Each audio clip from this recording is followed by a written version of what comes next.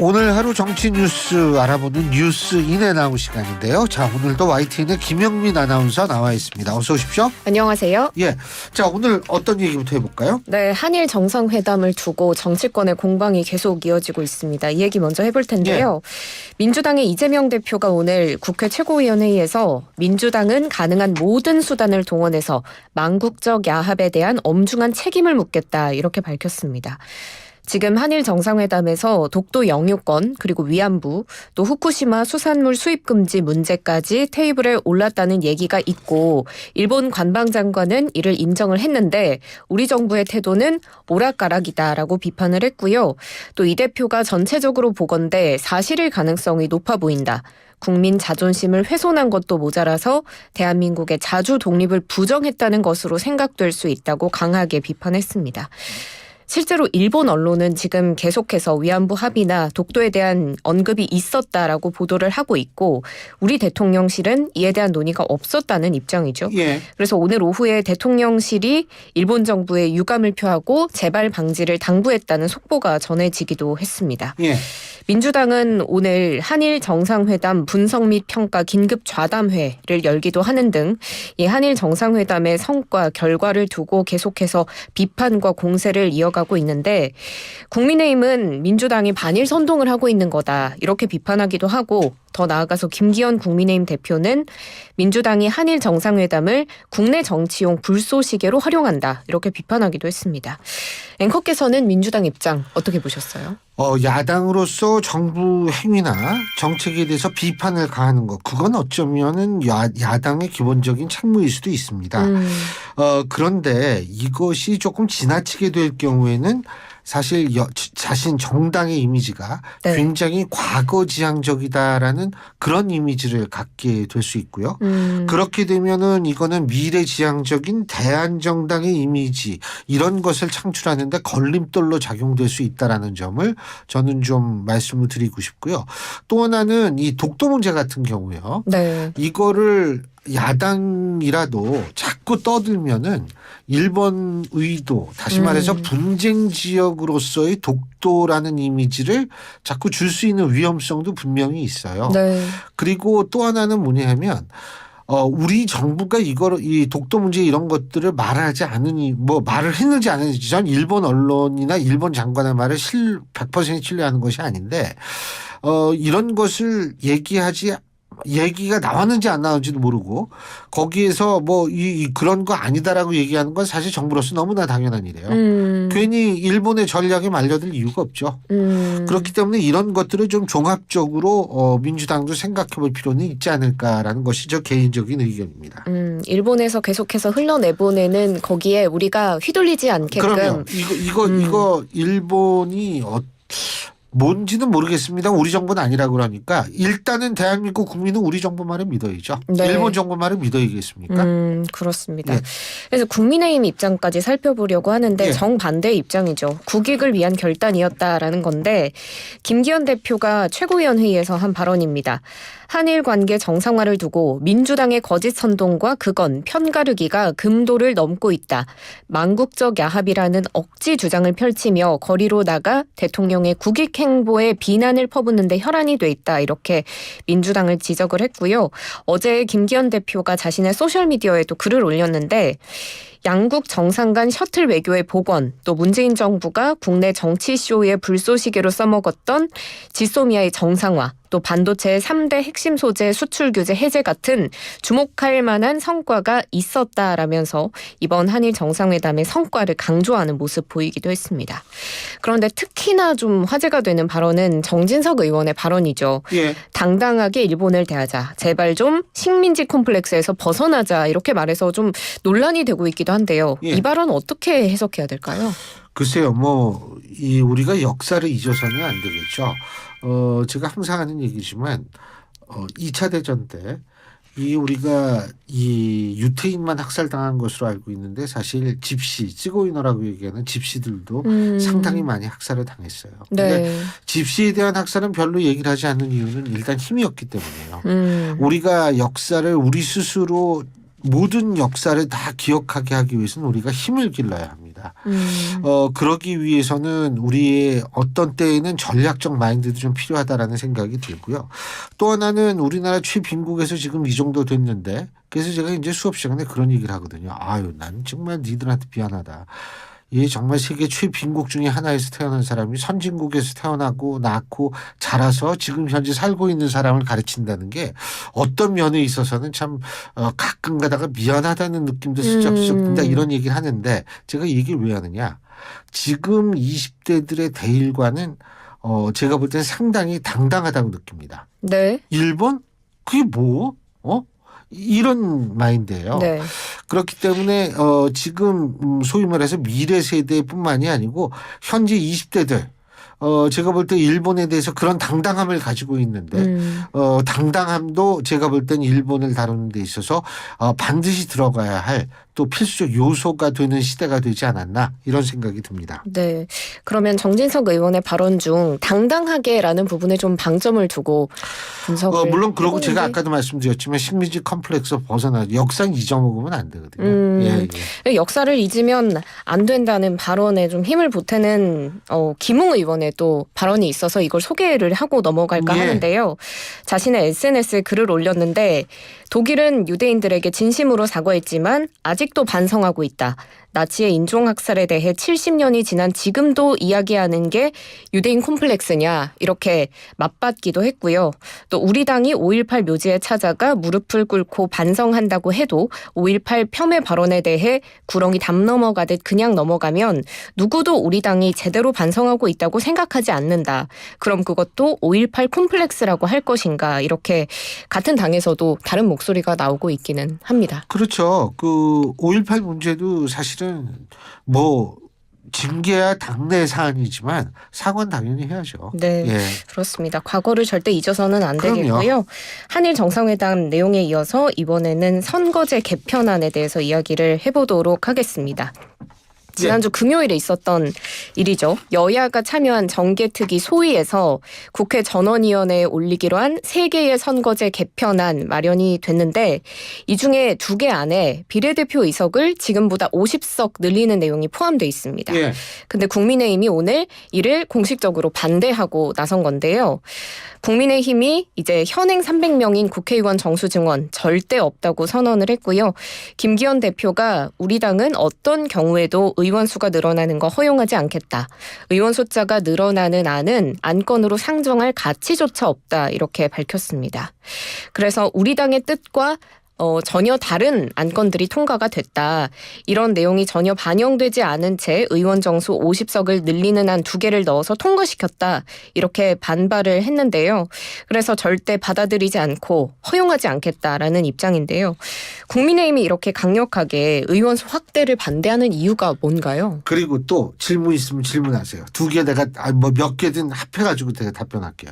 나 이거 할 말이 많거든요. 아, 그래요? 네. 지금 이 국회의원 선거제 개편안에 대한 결의안이 지난주 금요일에 말씀드렸던 것처럼 정개특위 소위에서 통과가 됐는데 사실 여기에 국민의힘도 참여를 했잖아요. 예. 그리고 또 만장일치로 의결이 됐고 그리고 이 정개특위 소위원장으로 결의안을 의결한 사람도 국민의힘 소속인 조혜진 의원입니다. 예. 그래서 국민의힘이 분명히 동의를 한 걸로 받아들일 수가 있는데 사흘 만에 입장을 선회했어요. 그래서 이 배경이 뭔지 궁금하더라고요. 우선 첫째, 우리나라 정치판에서는요 말 바꾸는 거 그게 한두 번이 아닙니다. 거의 습관성 말 바꾸기 증후군이 우리나라 이 정치판을 지배하고 있다라고 말할 정도로 그런데 네. 단지 이제 제가 말씀드리고 싶은 건 국회의원 정수 늘리는 거 국민들 다 반대합니다. 하지만 제가 이 수치를 좀 말씀드리고 싶어요. OECD 국가들의 평균 국회의원 1인당 대표성을 가지는 국민 숫자는 7만 명입니다. 국회의원 1인당 7만 명의 국민을 대표하게 되는데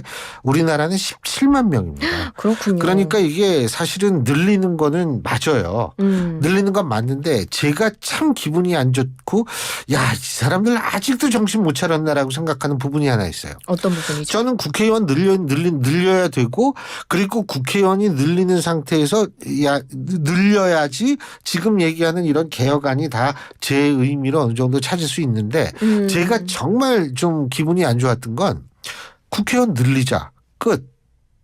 그렇게 하면 안 되죠. 뭐냐 하면 제가 주장하는 거 국회의원 늘리되 현재 국회의원한테 들어가는 돈이 있잖아요. 그렇죠. 국회의원 월급 우리가 흔히 세비라고 그러죠. 보좌관들 그 이런 모든 비서관들 뭐 이런 데 들어가는 모든 돈을 그대로 둔 상태에서 인원만 늘리자는 게 제 주장입니다. 그러면 국회의원 월급 당연히 깎이죠. 그러네요. 이게 돈이 깎인다는 게 뭘 의미하는지 아세요? 우리가 그렇게 국회의원들 특권 없애야 그랬잖아요. 그 특권도 돈 없으면은 돈 부족하면 없어지게 돼 있어요. 또 한 가지. 전 진짜 이해가 안 가는 게 왜 국회의원한테 우리 세금으로 자동차는 아니지만 이 운전하시는 분들 있잖아요. 이거를 왜 결적으로 그렇게 해야 되는지. 저는 운전하시는 이 공무원분들을 차라리 국회 사무처 소속으로 해가지고 필요할 때가 있거든요. 네. 그때는 신고하고 기사분을 모셔가지고 부탁을 그런 식으로. 이런 형식으로 해야지. 왜 개별적으로 그걸 해요? 그러니까 이런 걸 싹 고치겠다고 얘기하면서 늘리겠다 그러면 이게 논쟁거리라도 됩니다. 그런데 지금처럼 자기네 받을 거 다 받고 국회의원수 늘리자는 식으로 얘기를 하면 아니 어느 국민이 그거를 받아들이고 좋다 그러겠어요. 그거 말이 안 되는 얘기지. 그러니까 지금도 상황 파악이 안 되는지 전 되묻고 싶어요. 국회의원 그 사람들한테. 네, 그 사람들이 예. 듣고 계셨으면 글쎄 말이에요. 좋겠는데요. 근데 이제 모든 세비나 지원되는 금액은 똑같이 하고 국회의원 수를 늘리자고 하면 절대 국회의원들은 받아들이지 않을 것 같은데요. 관둬야죠 그러면. 받아들이기 싫으면 관둬야죠. 예. 그래서 뭐 지금 자기가 아니면 안 되나? 지금 뭐 그렇게 뛰어난 분들만 국회의원을 한다고 저는 절대로 생각하진 않거든요. 그래서 이제 이 국회의원 증언에 대해서도 이렇게 찬반 의견이 있는데 예. 사실은 개편안이 결국은 이제 기성 정치인들의 제밥그릇 챙기기 싸움 아니냐 이런 비판도 나오고 있고 예. 청년 정치인들도 선거제도 개편안을 비판하고 있거든요. 오늘 여야 청년 정치인으로 꾸려진 정치개혁 2050 오늘 국회 기자회견을 열었는데요. 이 소위가 의결했던 선거제도 결의안은 개혁을 위한 최소한의 내용이 빠져 있고 결국은 현역 국회의원의 기득권 유지책으로 본말이 전도됐다. 이렇게 비판을 한 겁니다. 이들의 주장을 좀 자세히 살펴보면 먼저 위성정당 방지 방안이 빠져 있다라는 건데 법적인 규제든 정치적 결단이든 위성정당 방지 방안이 함께 논의되지 않으면 다른 제도 개혁은 사상 누각이 될 뿐이다. 이렇게 비판했고요. 그리고 승자 독식 선거 제도를 바꾸려면 비례대표는 확대하면서 소선거구 지역구를 축소를 해야 되는데 이 지역구 축소 방안은 포함이 돼 있지 않다라는 겁니다. 그리고 중대선거구제 플러스 권역별 병립형 비례대표제 여기에 대해서도 지금 구체적인 내용이 없고 양당 동반 당선 제도로 전락하지 않기 위해서는 4~5인 이상의 대선거구제로 개혁안이 진행이 돼야 된다. 이렇게 주장을 한 겁니다. 그래서 이 세 개 안이 수정 의결돼야 한다고 강조를 했는데요. 청년 정치인들의 목소리 어떻게 들으셨어요? 틀린 얘기 아니고 다 맞는 얘기인데 이게 이렇게 되기 위해서는 가장 중요한 것이 사실 국회의원 정수를 늘리는 겁니다. 그러니까 우리가 그 국회의원들한테 주는 세금으로 주는 돈을 그대로 동결하고 그 포션을 그대로 유지한 채 숫자만 늘리면 저는 가능할 거라고 보고요. 또 하나는 제가 말씀드리고 싶은 건 이게 권력구조 개편이 함께 논의가 되지 않는 이상 사실상 의미가 없는 것이 뭐 연동형 비례대표제든 뭐 권역별 비례대표제든 무슨 비례대표 이게 어떤 나라에서 다 하는 거냐 내각제 하는 나라에서 다 하는 거예요. 예? 미국의 비례대표 상원의원 하원의원 있다는 얘기 들어보셨어요? 대통령제 하는 국가에서는 사실 안 하는 건데 우리나라에서 이게 자꾸 삐걱대는 게 권력구조는 그대로 둔 상태에서 자꾸 그냥 우리는 이렇게 개혁한다라는 이미지만 주기 위해서 이걸 고치려고 하니까 설령 고치게 된다 하더라도 그 의미가 제대로 반영이 안 되는 거거든요. 그렇기 때문에 제가 볼 때 최소한도 두 가지에 대한 본격적인 논의를 시작하되 지금 현재 국회의원 하는 사람들 본인 스스로가 자신에 있어서의 기득권을 내려놓는다라는 것을 선언적이고 또 행동적으로 보여줘야 된다고 생각합니다. 국회의원들의 기득권 내려놓기 그리고 그게 뭐냐면 월급 줄이고 우리 다 가진 거 이거 다 포기하고 이런다는 거죠. 네. 그리고 좀 본질적인 권력구조 개편이 있어야 한 가지만 더 얘기해요. 네. 우리나라 국회의원 월급 절대 액수로 보면 딴 선진국에 비해서 그렇게 높은 편은 아니에요. 그건 맞아요. 그래서 맨날 절대수만 얘기하는데 그거 절대수로 바라보면 안 돼요. 그 GDP 대비로 따져야 되거든요. 네네. 네? GDP 대비로 따지면 우리나라 국회의원도 월급 많이 받습니다. 아 그래요? 예. 그러면 어느 정도 자신들이 갖고 있는 걸 내려놓을 필요가 근데 그런 있다라는. 얘기는 이런 방구 얘기도 없이 뭐 어쩌고 저쩌고 얘기하는 거 그러니까 설득력이 없는 거죠. 그렇군요. 선거제도 개편안 얘기까지 다뤄봤고요. 예. 이번에 민주당으로 가보겠습니다. 예. 민주당 쌍특검 추진하고 있죠. 예. 대장동 50억 클럽 그리고 김건희 여사의 주가 조작 의혹에 대한 특검 촉구하고 있는데 내일 있을 이제 법사위 전체 회의에서 이를 설정을 해서 처리를 해보되 이게 안 되면 신속 처리한 건 패스트트랙 지정에 나서겠다라고 지금 박홍근 민주당 원내대표가 밝혔습니다. 지금 같이 이제 공조를 좀 해야 될 정의당은 합의 처리에 무게를 두고 있는 상황인데 박홍근 원내대표는 특검을 통한 진상 규명에 진짜 의지를 갖고 있다면 내일 법사위 결과 이후엔 분명한 결단에 나서줄 것을 강력히 촉구한다라면서 정의당을 향해서 패스트트랙에 동참해줄 것을 압박했습니다. 정의당이 동참할까요? 저는 안 할 거라고 봅니다. 두 가지 이유가 있는 게 네. 첫째로는 뭐냐면 과거의 기억이에요. 그러니까 정의당이 민주당과 호흡을 같이 했을 때 그건 뭐냐면 정의당의 입장에서 볼 때는 뒤통수 맞았다라고 생각할 수도 있는 일이 있었거든요. 예를 네. 들면 가장 대표적인 게 위성정당 우리 아까 얘기했던 그런 거. 그러니까 일단은 그런 기억이 있고요. 두 번째는 그 민주당과 호흡을 같이 했을 때 정의당의 지지율이 올라간 게 아니라 오히려 많이 떨어졌어요. 그렇기 때문에 그런 기억들을 갖고 있는 상황에서 이렇게 민주당의 얘기를 무조건 들어서 호흡을 맞출 가능성은 없고요. 또 하나는 뭐냐면 법적 절차의 중요성을 정의당이 상당히 인식하고 있다라는 느낌을 저는 한두 번 받은 게 아니에요. 네. 그렇기 때문에 당연히 법사위를 거쳐가지고 패스트트랙 말고 법사위를 거쳐서 하는 이게 법적 절차에 맞는 거거든요.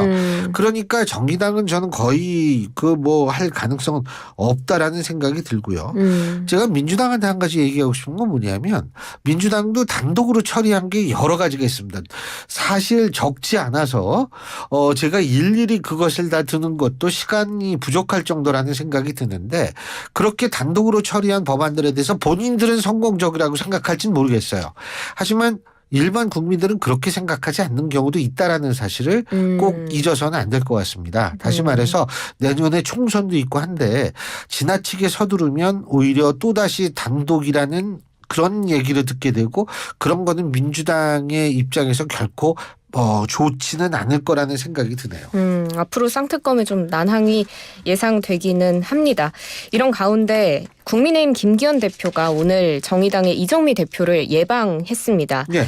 그래서 김 대표는 먼저 정의당이 더불어민주당 이재명 대표 체포동의안 처리 과정에서 찬성 입장 밝혔던 걸 거론하면서 그것 때문에 공격도 받았는데 어려운 길을 가시면서도 꿋꿋이 그 길을 가고 계신다 생각했다면서 앞으로도 국민의힘이 같은 생각으로 국회의원 특권 내려놓기, 불체포 특권을 포함해 면책 특권 뒤에 숨는다든지 그런 잘못된 관행들을 하지 않도록 정의당과 보조를 잘 맞추겠다 이렇게 말했습니다. 그리고 이제 이정미 대표는 다양한 법안들에 대한 여당의 협조를 당부하는 모습이었는데요. 노란봉투법 그리고 포괄임금제 근절 그리고 뭐 대표성과 비례성을 강화하는 방향의 선거제도 개편 등에 대해서 협조를 논의했고요. 그리고 비공개 면담에서 이정미 대표가 이 노란봉투법 논의에 대해서 국민의힘이 참여해 줄 것을 요청한 걸로 전해지는데 김기현 대표는 각 당의 입장이 있다 이렇게 답변했다고 합니다. 예. 그 저번에 앵커께서 그러셨잖아요. 검토해보겠다는 부정적인 답변이다. 그렇죠. 이것조차도 부정적인 답변이겠죠? 예, 네. 부정적인 건데 왜 그러냐면 그 현재 대통령 지지율을 그나마 이렇게 유지시켜주는 이유 중에 하나가 뭐냐면 그 윤석열 정부의 노조에 대한 이 원칙적 대응 이런 걸 꼽는 사람들이 많아요. 그렇죠. 그런데 이 노란봉투법이라는 것의 내용에 대해서 아는 사람들 중에는 이게 조금 좀 여러 가지 걱정이 되는 것은 아닌가 이런 생각이 들고요.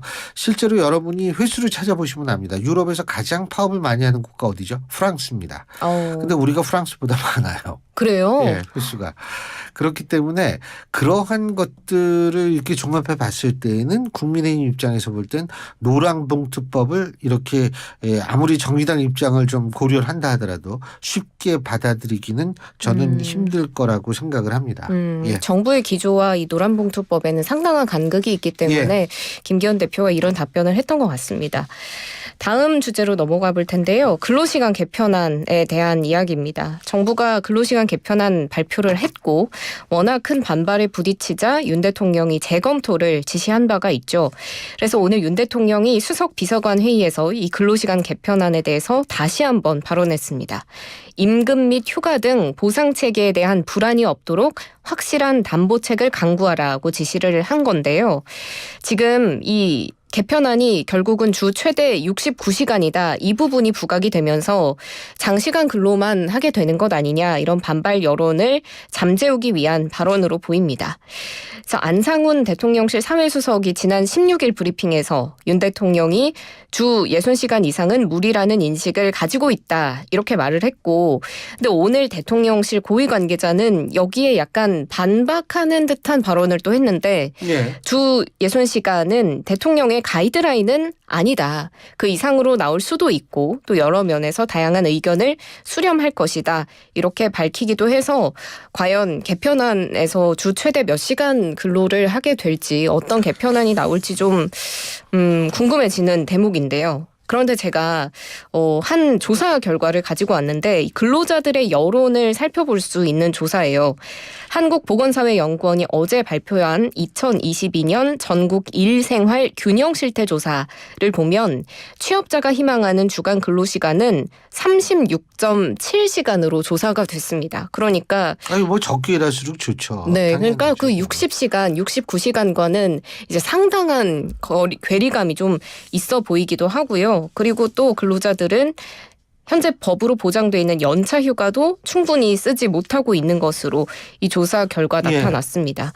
이번 조사가 지난해 9월 20일부터 10월 7일까지 전국 만 19세에서 59세 2만 2천 명을 대상으로 온라인을 통해 실시한 조사 결과인데 그러니까 정부의 개편안과 이 근로자들의 간극이 커 보이는데 재검토를 하면 이게 좀 많이 좁혀질 수 있을까 궁금해지더라고요. 근데요. 이게 재검토인지 보완인지 아직 그게 확실하지가 않고 지금 60시간이 뭐 가이드라인이 아니다.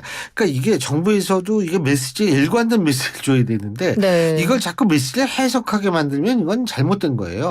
그러니까 그건 대통령실이나 정부에서도 이런 것들을 좀 정확히 생각을 해서 이 앞으로는 이런 일이 반복되지 않게 했으면 좋겠고요. 또 하나는 제가 이런 말씀드리고 싶어요. 이 복지 정책 있잖아요. 복지 정책에서 제일 중요한 게 뭔지 아세요? 어떤 거죠? 그거는 뭐냐면 정책에 있어서의 지속 가능성입니다. 그러니까 실제로 복지를 해가지고 줬는데 이게 나중에 우리 돈이 없어가지고 못 주겠어라고 얘기를 하면 엄청난 반발에 부딪히거든요. 그래서 굉장히 주의해야 돼요. 제가 항상 우리가 지난 코로나 때 물론 굉장히 어려우신 분들이 많아서 전 집중적으로 지원을 해야 된다 그러는데 전 국민 재난지원금을 주고 그러지 않았습니까? 이게 근데 사실은 이 복지 정책의 지속 가능성 여부 차원에서 보자면 전 그다지 잘한 정책이라고 보진 않아요. 그런데 제가 이 말씀 왜 드리냐 하면 사회에 관성이 있기 때문에 그런 거거든요. 똑같아요.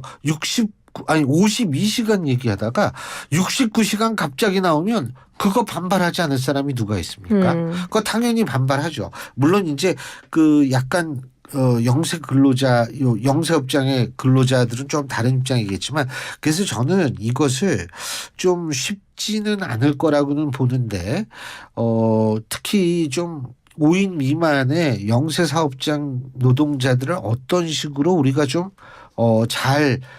이 커버를 해줄 수 있는가 이 부분에 대한 국민이 일단은 선행이 좀 돼야 될 것 같아요. 이분들이 제일 문제거든요. 사업주도 마찬가지입니다. 5인 미만은. 좀 쉽지는 않지만 정부가 해야겠죠. 네, 알겠습니다. 자, 오늘 뉴스 인아웃. 그래요. 오늘도 수고하셨어요. 네, 고맙습니다. YTN의 김영민 아나운서와 함께했습니다.